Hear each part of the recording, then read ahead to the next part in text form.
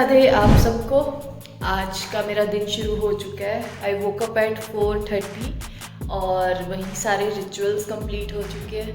Meditation, client के साथ classes और फिर अब मेरा है ब्रेकफास्ट भी हो गया। फर्स्ट मील डन हो गई है जो कि था प्रोटीन 1 स्कूप और पीनट बटर सैंडविच।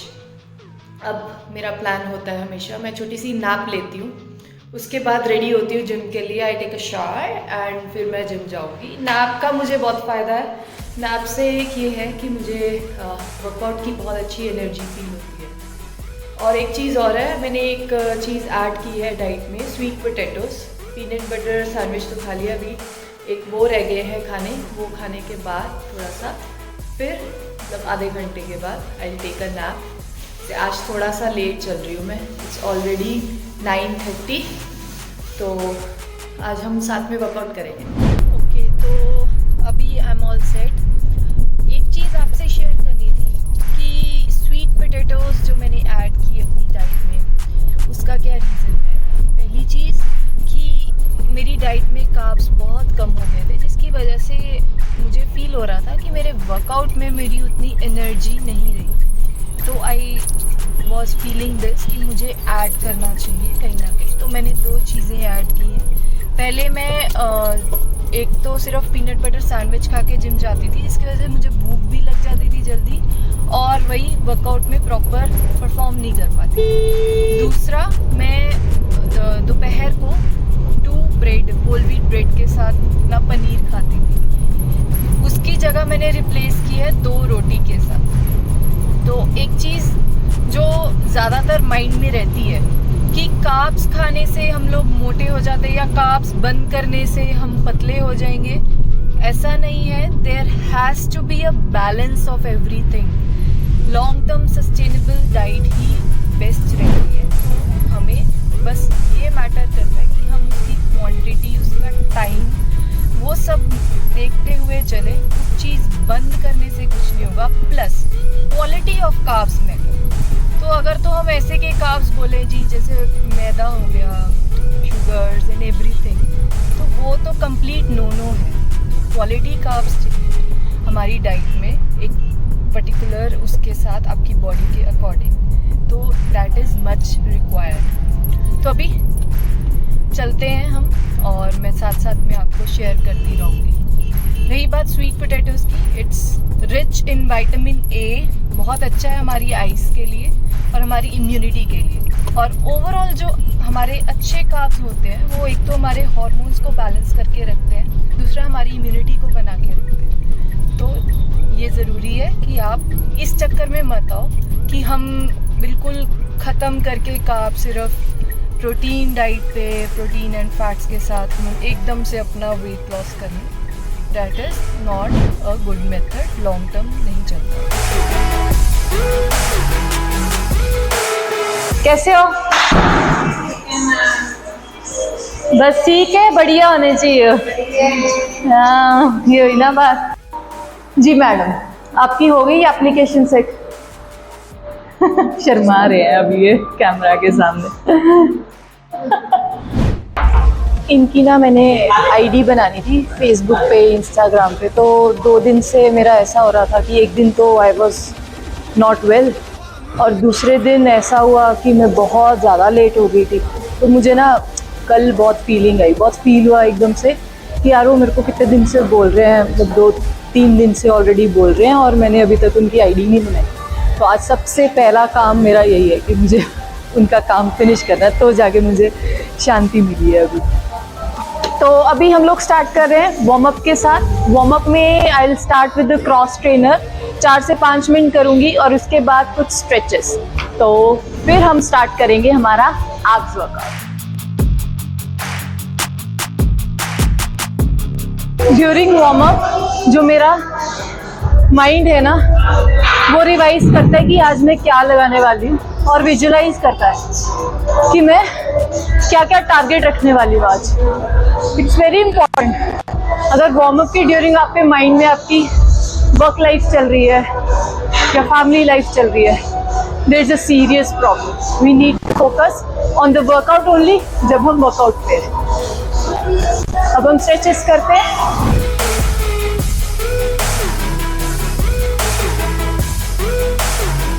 एक ये क्वेश्चन होता है, यूजुअली पूछते हैं कि जब वर्कआउट लगाते इतना टाइम हो जाता है तब भी क्रैम्प्स पड़ते हैं क्या आपको? तो मुझे आज ना, कल मैंने बाइसेप्स ट्राइसेप्स ट्रेन किए थे तो मुझे क्रैम्प्स है, स्ट्रेचेस में पता चलता ना, तो उसका आंसर है yes, I can feel it. तो बेसिकली ये होता है कि आपको हमेशा अपना वर्कआउट में चैलेंजिंग रखना ही होता है। तो whenever we upgrade to the next level, कुछ मैं अब जैसे मैं बाइसेप ट्राइसेप पे फोकस कर रही हूँ, अपग्रेड कर रही हूँ इसकी स्ट्रेंथ, तो मेरे क्रैम्प्स अभी स्टार्टिंग में फिर से पड़ेंगे, या फिर कोई वर्कआउट कभी बहुत इंटेंस हो जाता है तो भी पड़ते हैं यार। चैलेंजिंग तो रखना ही है हमेशा वर्कआउट। तो अगर ये 1 घंटा नहीं हम चैलेंजिंग रख सकते दिन में तो फिर क्या फ़ायदा? तो ज़रूरी नहीं हर बार क्रैम्प्स पड़ते हो, but yes sometimes we also get cramps जब हमें इतना टाइम हो जाता है ट्रेन करते हुए। तो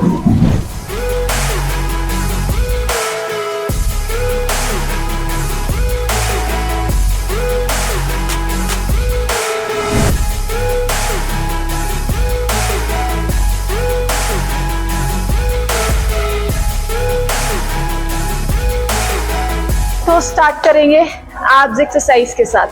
तो आज की जो एक्सरसाइज है 3 एक्सरसाइज होंगी। तो मैं ना यूजुअली एब्स की सेम एक्सरसाइजेस से एक तरह का थोड़ा सा फील करती हूँ कि बोर हो जाते हैं, तो मैं एक्सपेरिमेंट्स करती रहती हूँ थोड़े थोड़े। एक एक्सपेरिमेंट मैंने पहले किया था, 3 एक्सरसाइजेस थी आई थिंक, वो मैंने वीडियो में डाला हुआ है। I will put the link in description. वो भी एब्स की एक्सरसाइज है, आप ट्राई कर सकते हो अगर आप बोर हो गए हो अपनी एक्सरसाइज से। एक ये जो है सेट, ये भी आप ट्राई कर सकते हो जो मैं अभी करने वाली हूँ। तो ये चैलेंजिंग हो जाता है काफ़ी। तो एक बारी हम लोग शुरू करते हैं। ये मैंने 16 रेप्स किए हैं, इसके 2 सेट और करूँगी, फिर उसके बाद हम नेक्स्ट एक्सरसाइज करेंगे। Only 12 reps this time. मैं अभी इस वीडियो के ड्यूरिंग आपको वो जो आंसर है अच्छे से ज़रूर एक्सप्लेन करूँगी, जस्ट बने रहो आप कि आप स्ट्रेन करने से टमी अंदर जाएगा। I will answer 12 reps again. तो अब हम मूव करते हैं नेक्स्ट एक्सरसाइज पे। नेक्स्ट एक्सरसाइज चैलेंजिंग है, मज़ा आएगा इसको करने में, ट्राई ज़रूर करना। इसमें आप एक बारी ये अपने हैंड्स का स्टांस लेके नीचे तक जाओगे and your legs you crunch it and straight. Now up this 1 2 3। जब मैं आई थिंक बहुत अर्ली स्टेज पे थी, अभी फिटनेस में नहीं गई थी, स्कूल में कॉलेज में थी आई गेस, तो मैं ऐसा सोचती थी यार कि एब्स तभी दिखते होंगे जब लोग बहुत बॉइल्ड खाना खाते होंगे, या पता नहीं बहुत मुश्किल होता होगा एब्स दिखना या वो मेंटेन करना। But when I got into this then I came to know that it is not that difficult. मैं वही नॉर्मल खाना खाती हूँ अपनी डाइट के साथ प्रॉपर, स्टिल मैं सेटिस्फाइड हूँ कि मुझे जो थोड़े थोड़े एब्स दिखते मुझे चाहिए थे, जो मैं विजुलाइज करती थी कि मुझे दिखते हैं। हाँ obviously there is a scope of improvement, उसकी शार्पनेस और इंक्रीज़ करना चाहती हूँ मैं, पर जितना मुश्किल लगता है उतना होता नहीं। It's just a game of consistency और राइट टेक्निक्स और वो राइट नॉलेज, वो मिथ्स वगैरह में ना पड़ना। Was better this time. मैं अपने क्लाइंट्स को भी ये चीज़ें ट्राई करवाती हूँ। जब मैं अपने ऊपर एक एक्सपेरिमेंट करती हूँ, पहले मैं अपने पे अप्लाई करती हूँ, कुछ न्यू एक्सरसाइज हो गई या कुछ भी ऐसा, जब मुझे अच्छा लगता है वो, फिर जो कुछ क्लाइंट्स हैं मेरे बहुत अच्छी प्रोग्रेस जो कर चुके हैं इस लेवल पे कि उनकी स्ट्रेंथ ट्रेनिंग पे वो भी एक्सपेरिमेंट्स कर सकते हैं अगर मैं उनको करवाऊँ, तो उनको देख के भी फिर मुझे बड़ा मज़ा आता है। अभी मेरी बॉडी फैट परसेंटेज बहुत ज़्यादा कम नहीं है, स्टिल ये लाइंस मैं बहुत ज़्यादा ड्रॉप भी नहीं करती, बॉडी फैट परसेंटेज एक लेवल पे मेंटेन करती हूँ। to maintain that feminine look भी. Plus as a women we need fat in our body एक point पे long term sustain करने के लिए for our hormones, so that is also important. So I always say balance. कुछ भी extreme में एकदम से नहीं होता है. जो भी बोलते हैं ना एक्सट्रीम में एकदम से आपको करके देंगे, don't believe it. Go step by step and follow the right method. You will definitely succeed. अभी तीसरी एक्सरसाइज करेंगे, दैट इज रशियन ट्विस्ट. ये हमारे साइड ऑब्लिक्स, इसमें हमें हेल्प करता है. तो वेट लेके आऊंगी मैं, इसके साथ करूंगी. ये 12 kg की केटल बेल है. बिल्कुल थोड़ा सा सिर्फ आई ड्रिंक वाटर, बॉटल नहीं ले. ठीक है, ये 2 सेट करने के बाद ही पीते हैं.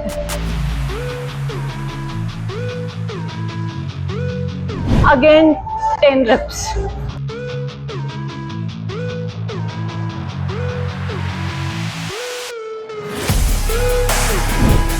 जब मुझे मोटिवेशन की कमी होती है ना, तो मैं एक चीज याद करती हूँ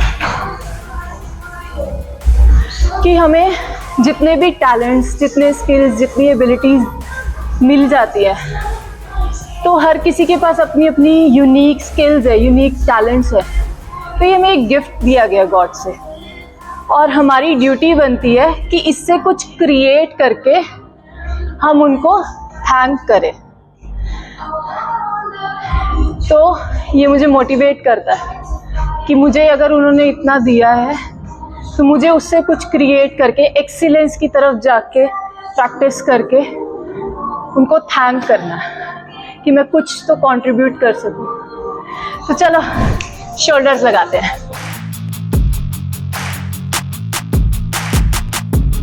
आज शोल्डर्स में ना मैं फोकस करने वाली हूँ कि मैं थोड़ा हैवी, अपनी मतलब कैपेबिलिटी से हैवी का मतलब मेरे लिए यही होता है कि मैं मेरी जो खुद की कैपेबिलिटी है उससे कितना ज़्यादा मैक्सिमम पुश कर सकती हूँ. तो चाहे वो हैवी 2 किलो ही क्यों ना हो, 4 किलो ही क्यों ना हो, तो हैवी की परिभाषा ये है. तो आज मैं फोकस ये करूँगी कि हैवी पे जाऊँ थोड़ा सा, क्योंकि मैं चाहती हूँ थोड़ी मेरी अपर बॉडी की स्ट्रेंथ इम्प्रूव हो. तो इसमें शोल्डर्स भी आते हैं, प्लस शोल्डर्स तो मेरे फेवरेट हैं. तो सबसे पहले स्टार्ट करेंगे हम शोल्डर प्रेस से, जो कि मैं रॉड पे करने वाली हूँ. अच्छा, बीइंग अ विमेन ना, अपर बॉडी एक्सरसाइजेस जितनी भी करनी है, जितनी भी, सब में कोर टाइट रखना है. ये है कोर टाइट, बिल्कुल टाइट. और फिर आपने उसको भी यूज करना है मोशन के लिए. क्या होगा इससे? ये होगा कि आपकी अपर बॉडी पे तो डेवलप होगी, वो डेवलप इतनी नहीं होती विमेन की, बट हमारे कोर की जो स्ट्रेंथ है, जो टाइटनेस हमें चाहिए होती है ना, हमें टाइट कोर चाहिए, हमारी हम क्रॉप टॉप्स पहने अच्छी लगे स्टमक, तो वो आएगी आपकी बहुत अच्छी. सो देखा जाए तो ड्यूरिंग स्ट्रेंथ ट्रेनिंग आप एवरी डे कोर ट्रेन करते हो.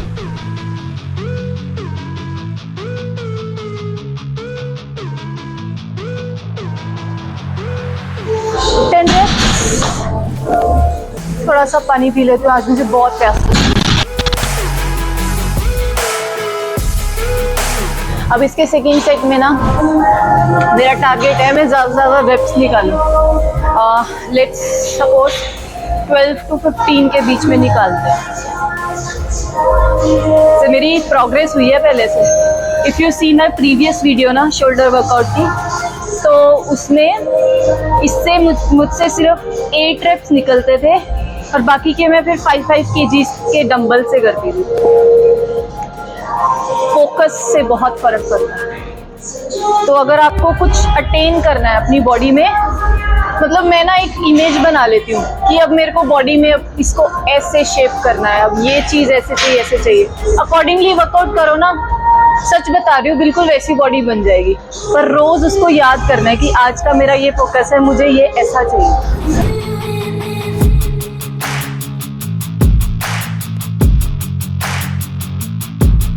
ऐसा लग रहा था कि शायद ही 12 होंगे. अब थर्ड सेट में मैं इसको 5-5 करने वाली हूँ. मुझे पता है ज़्यादा रेप्स तो शायद ही निकल पाए, पर उसके लिए फिर मैं ड्रॉप सेट करूँगी। ड्रॉप सेट का क्या मतलब है कि पहले जितने हेवी से निकलते हैं निकालो, एंड देन वेट एकदम लाइट करके उसको फिर कंप्लीट करो सेट को थोड़े और ज़्यादा रेप्स के साथ, ताकि आपकी मसल अच्छे से ट्रेन हो जाए। वैसे ऐसा अगर कभी आपके साथ हुआ है कि आप वेट्स डाल के जाओ और दूसरा ढूंढने जाओ, और जितने में आप दूसरा ढूंढ के लाओ आपका कोई वेट निकाल के ले जाए, मेरे साथ हुआ है। अभी आज क्राउड नहीं है ना, जब मैं क्राउड में मतलब शाम को इवनिंग में वर्कआउट करती थी मल्टीपल टाइम्स होता था।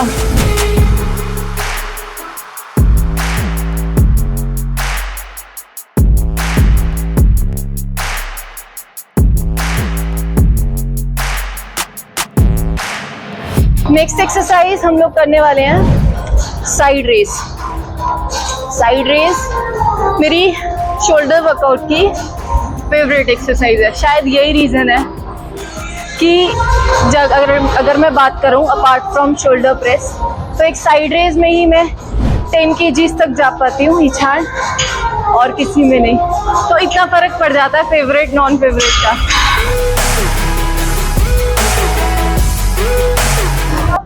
बहुत पावर फील हो रही है। I am telling you, diet से आपके वर्कआउट की परफॉर्मेंस में बहुत फर्क पड़ता है। तो इफ यू फील कि आपका वर्कआउट अच्छा नहीं लग रहा, you need to reconsider your diet and your recovery, your rest. तो चलो,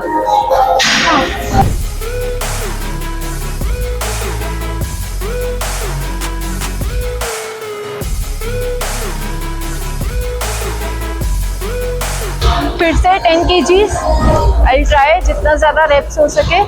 उसके बाद I will do drop set with 5 kgs।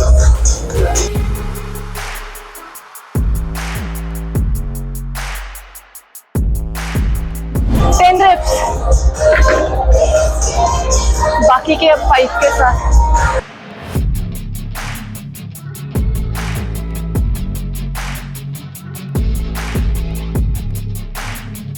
अब थोड़ी सी रेस्ट, ताकि थोड़ा मसल रेडी हो जाए नेक्स्ट एक्सरसाइज के लिए।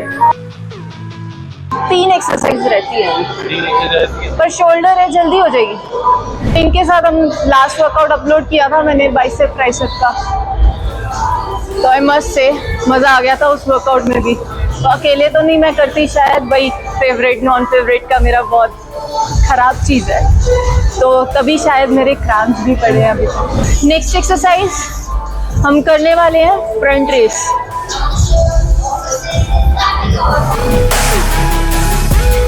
तो ये 10 kg की वेट है, जिसके मैंने 12 रेप्स कंप्लीट किया।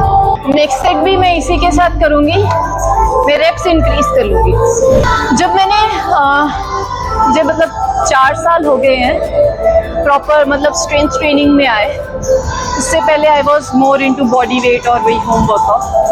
तो जब मैंने उस टाइम स्टार्ट किया था, तब तो ऐसा था कि स्ट्रेंथ के जो सेक्शन है उसमें विमेन कम दिखती थी। अब मुझे देख के इतनी खुशी होती है, लाइक टाइम के साथ अवेयरनेस और कहते हैं कि कॉन्शियसनेस अपनी बॉडी के लिए बढ़ रही है विमेन में भी।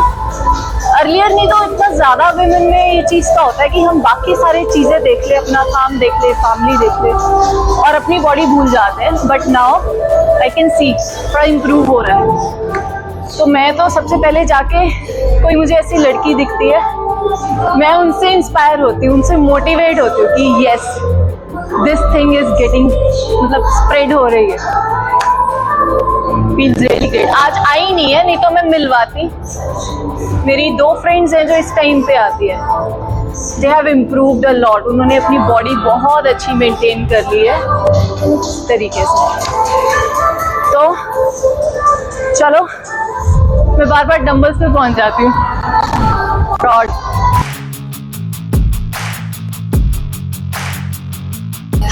This time also 12। Next set में इम्प्रूव करने की कोशिश करूँगी कि एटलीस्ट 15-16 निकाल लूँ। अच्छा, अब एक चीज़ और भी है, कि कई बार क्या होता है ना, वर्कआउट के बाद मतलब सेट कंप्लीट करने के बाद अपने आप से पूछना होता है कि कहाँ फील आई। और कई बार हम इतना उसके अंदर घुस जाते हैं, एक्सरसाइज ऐसे करनी है, ऐसे ही करनी है, कि हम अपनी आप की बॉडी को समझना ही भूल जाते हैं। तो आपको कहाँ फील आ रही है, एक्चुअल में आपको इफेक्ट आ रहा है या नहीं आ रहा, ये अपने आप से क्वेश्चन करना बहुत जरूरी है। तभी आपकी वो विद टाइम इम्प्रूव होगी चीजें।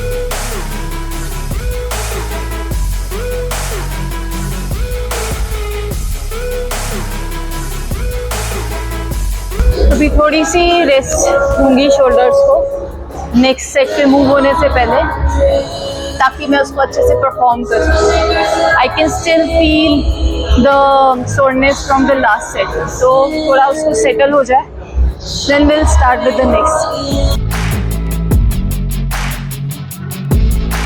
नेक्स्ट हम कर रहे हैं रेयर शोल्डर फ्लाई मशीन। आप ये लगा रहे हो? लगा रहे हो आप? ऑल्टरनेट लगा लो।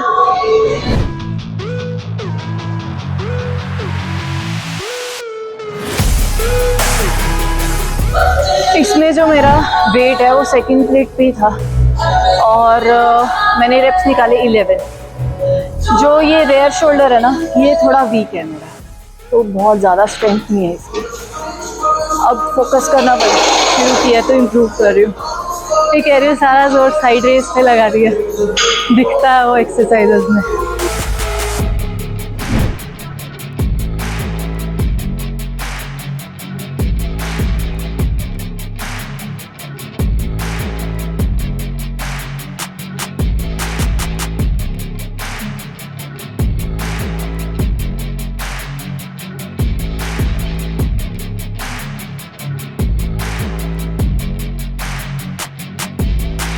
12 reps, 3 sets complete।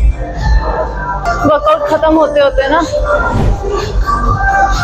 दिल, अब लास्ट जब एक्सरसाइज रह जाती है ना, यही सोचती हूँ कितनी रहेगी, पर आई एंजॉय इट। एक हैबिट की बात है ना, जब हम नहीं करते होते ना तब तो बिल्कुल मन नहीं करता, बट एक बारी जब आप हैबिट बना लो फिर आपको उसके बिना रहा भी नहीं जाता। आस्क एनी पर्सन जो रेगुलर हैं जिम में, they will say the same thing. और सब अलग नहीं है, we all follow the same thing. हमें भी, आप लोग भी ये चीज़ कर सकते हो। फॉर एग्जाम्पल, जिसको इसको हैबिट बनाने में प्रॉब्लम आ रही है, एक बारी वो चेन है, बस वो ब्रेक कर दो। वो एक बारी ब्रेक कर दी आपने अपने आप को फोर्स करके, आपका मोमेंटम बन जाएगा और फिर आपका there is no looking back.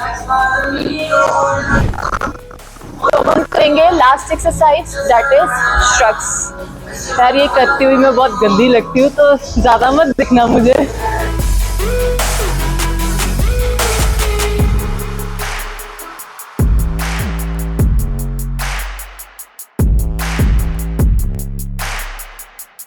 जब मैं बिल्कुल अपनी जर्नी स्टार्ट की थी तब मैं मोटी थी और मेरा तब वेट होता था 54। Now my weight is 60। But वो वेट मैटर करता है कि आपका फैट परसेंटेज कितना था। उस टाइम पे मेरा मसल मास कम था, फैट परसेंटेज ज़्यादा था, तो वो वेट 54 होके भी मैं मोटी लगती थी। अभी मेरे पास मसल मास बेटर है और फैट परसेंटेज कंपैरेटिवली काफ़ी कम है उससे, तो 60 में भी मेरी बॉडी ज़्यादा टोन लग रही है। तो ये फ़र्क होता है दोनों चीज़ों में। तो don't run after weight only कि हमारा वेट इतना हो गया। मैटर ये करता है आपकी प्रोग्रेस कैसी जा रही है, आपकी बॉडी शेप कैसी जा रही है। तो पिक्चर्स के साथ कंपैरिजन करो तो ज़्यादा बेनिफिट देगा। वेट भी इम्पॉर्टेंट है, बट वो एक टूल की तरह यूज़ करना चाहिए, सोनली इस पे नहीं।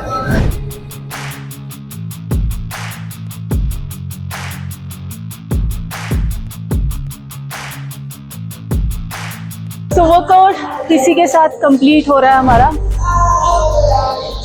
ये ब्लॉग का सबसे मेन क्वेश्चन जो मैं अभी आंसर करने वाली हूँ कि आप स्ट्रेन करने से क्या हमारा टमी फैट चला जाएगा। इसका आंसर है कि अगर आप पर्टिकुलरली यही कहते रहेंगे हमें पेट की एक्सरसाइज करनी है, सिर्फ एब्स करनी है, उससे नहीं होगा कुछ भी। उससे सिर्फ आपके कोर मसल्स ज़रूर टाइट हो सकते हैं, बट वो भी ओवर ट्रेन होने की वजह से शायद वो भी ना हो। तो सबसे बेस्ट मेथड आपको अगर बेली फैट कम करना है कि आप अपनी ओवरऑल बॉडी को ट्रेन करो। जैसे कि मैंने आपको अभी बताया कि जब आप अपनी बॉडी स्ट्रेंथ ट्रेनिंग में ट्रेन कर रहे हो तो आपका कोर उसमें भी ट्रेन हो रहा है, आपको टाइट करके रख रहे हो ड्यूरिंग द मूवमेंट, आप उसकी भी हेल्प ले रहे हो वहाँ से भी। और हम जब ओवरऑल बॉडी फैट लूज करते हैं तभी हमारा जो है स्टमक का भी फैट जाएगा। तो ऐसा कुछ नहीं है कि पर्टिकुलर वही रिपीट करेंगे उससे जाएगा, उससे नहीं जाएगा। You will be stuck at the end. Rather focus on overall body fat percentage. आप अपनी एक्सरसाइजेस एवरी डे, जैसे अपर बॉडी आप ऐसे भी कर सकते हो, एक दिन अपर बॉडी, एक दिन एब्स, एक दिन लोअर बॉडी। अगर आप बिगनर हो, ऐसा नहीं ज़रूरी कि आपको एक दिन शोल्डर, एक दिन बाइसेप ट्राइसेप, एक दिन बैक। बिगनर हो तो अपर बॉडी कोलैप्स करके करो, but there should be a difference. Lower body train करते हो तो उसमें तो और भी ज़्यादा बेस्ट है ट्रेन करना कि आपकी बेली फैट भी इसमें जाता है। क्यों? क्योंकि ऑब्वियसली योर ट्रेनिंग, आप अपना वर्कआउट कर रहे हो तो आपका साथ में फैट बर्न हो रहा है, और आप मसल गेन करोगे तो वो जो मसल आपकी लीन मसल बिल्ड होगा ना अंदर, as a women lean muscle build, तो वो जो बिल्ड होगा ना, वो जब आप वर्कआउट नहीं भी कर रहे हो तब भी वो आपके फैट को खाएगा। मसल का काम है फैट को खाना, तो इससे ज़्यादा अच्छा और क्या होगा? आंसर इज नहीं। सिर्फ एब्स करते करते एवरी डे आपका बेली फैट ऐसे रिड्यूस नहीं होगा। Focus on overall strength training and your belly fat will definitely go, because आप हर दिन कहीं ना कहीं अपने गोल के ऊपर ही काम कर रहे हो, बट कहीं ना कहीं अपने माइंड में ज़रूर विजुलाइज करो कि आपको बॉडी कैसी चाहिए। शोल्डर्स, लेग्स, ऐसा होता है हमें लगता है कि हम सेटिस्फाइड हैं, but there is always a better version of your body. क्या पता आप अपने बेली फैट के चक्कर में आप अपनी बाकी चीज़ें और ज़्यादा सुंदर कर लो। देखा जाए तो अगर मैं अपनी पुरानी फोटोज देखती हूँ तो ऐसे कोई देखेगा तो ऐसे ही कहेगा कि यार बस बेली फैट ही तो है, ये रिमूव हो जाता तो ठीक लगेगी। बट अब मुझे समझ आता है कि नहीं, मेरी लेग्स बहुत वीक थी, बहुत थिन थी, अब वो शेप में आती है। अब मुझे अगर कुछ पहनना है तो उसकी बहुत अच्छी फिटिंग आती है। मेरे शोल्डर्स उतने अच्छे पीक में नहीं थे, ऐसे टोन नहीं थे, जैसे कि एक ब्रॉड स्ट्रक्चर के बाद, फिर उसके बाद वेस्ट छोटी नहीं थी इतनी, वेस्ट रेक्टेंगल लग रही थी। वो कर्व्स कहाँ से आए? ऐसे ही करते रहो, ये है बेस्ट मेथड। तो डोंट बी कंफ्यूज्ड, किसी भी स्मिथ में मत आओ, ऐसा मत सोचो, just go on with your schedule proper वाला, यही है बेस्ट की। तो अब नेक्स्ट ब्लॉग में हम लोग मिलते हैं, और आज का जो वर्कआउट है आज हम नहीं करेंगे, मेरा भी अब जाने का टाइम है। अब मैं डाइट लेने वाली हूँ अपनी, मेरे को बहुत अच्छा लग रहा है अपनी डाइट में रोटीज ऐड करके, तो दैट्स अ गुड पार्ट। बहुत फ़र्क पड़ गया स्ट्रेंथ का। लास्ट शोल्डर वर्कआउट में मैंने आपको बताया, I was not able to pick at all इतना वेट। इतनी सी चीज़ से ही बहुत फ़र्क पड़ जाता है। तो ऑलवेज रिमेंबर डाइट। सो अपने लिए कॉन्शियस होना शुरू हो जाना चाहिए। मैं तो होना शुरू हो गई। तो मेरे चैनल को लाइक, शेयर और सब्सक्राइब ज़रूर करना। मिलते हैं हम नेक्स्ट वीडियो में। Till then, see you.